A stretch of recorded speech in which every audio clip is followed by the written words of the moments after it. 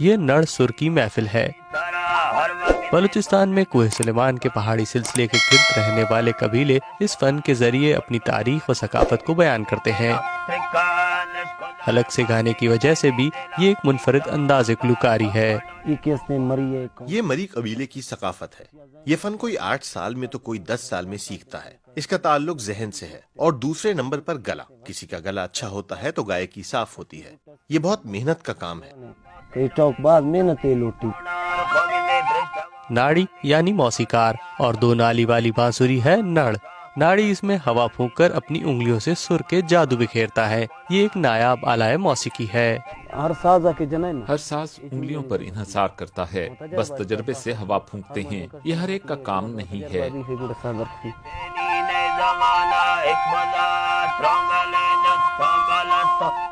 नाड़ी और सुरी दोनों मिलकर अपनी मौसीकी के जरिए शायर की शायरी को पेश करते हैं, जो कि एक तरह की दास्तान गोई है।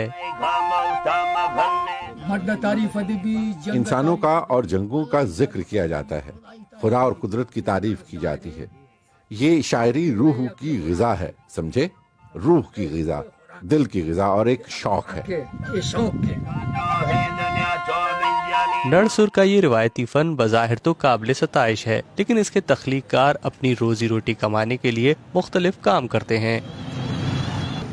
कोयटा शहर में शायर वजीर खान एक दुकान के बाहर अपनी सिलाई मशीन पर दर्जी का काम करते हैं। मेरा अपना दर्जी का काम है, हाथ की ही मजदूरी है। दिन में कमाते हैं और रात को खाते हैं।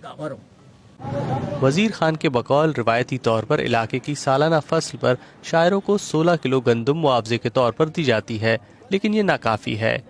शायर के लिए तंगदस्ती ही एक मसला नहीं, बल्कि नड़ सुर के लिए नाड़ी और सुरी को तलाश करना भी एक बड़ी मुशक्कत का काम है। वो सब्जी मंडी में इस रिवायती मौसीकी के फनकारों को तलाश करने पहुंचे हैं। यार ये सुरी सिले कहाँ हैं? ये नाड़ी कहाँ है? नाड़ी दूसरी मंडी में है।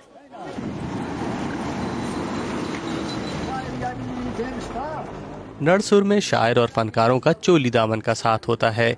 जितनी उम्दा शायरी होगी उतनी ही उम्दा धुन तैयार की जाएगी। इसलिए शायर के लिए नाड़ी और सुरी के साथ मिलकर काम करना अशद ज़रूरी होता है। मैं शायर हूँ। मैं शेर लिखकर सुरी को देता हूँ और फिर वो सुर में गाता है। सुरी फिर नाड़ी के साथ बैठता है। नाड़ी की धुन पर सुरी शायरी को गाता है। मेरा काम वो शायरी करना है।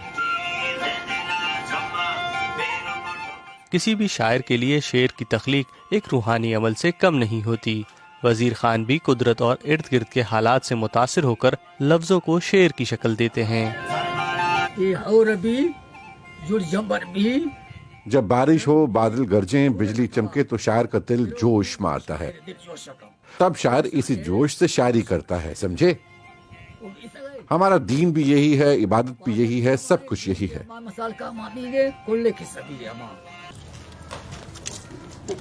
शायर वजीर खान के लिए नड़ सुर की शायरी एक खानदानी पेशा है। उनके आबा व अजदाद सन 1840 से ये शायरी करते आ रहे हैं, लेकिन वजीर खान अपनी आइंदा नस्ल तक अपनी ये मीरास मुंतकिल नहीं कर सके और उनका कोई शागिर्द भी नहीं।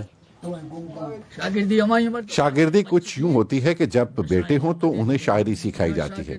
मेरा कोई शागिर्द नहीं, मेरे 2 ही बेटे हैं। दोनों गूंगे हैं, एक नूरा खान और एक नूरदीन। मेरा शागिर्द कोई नहीं है। मैं कुछ नहीं कर पाया।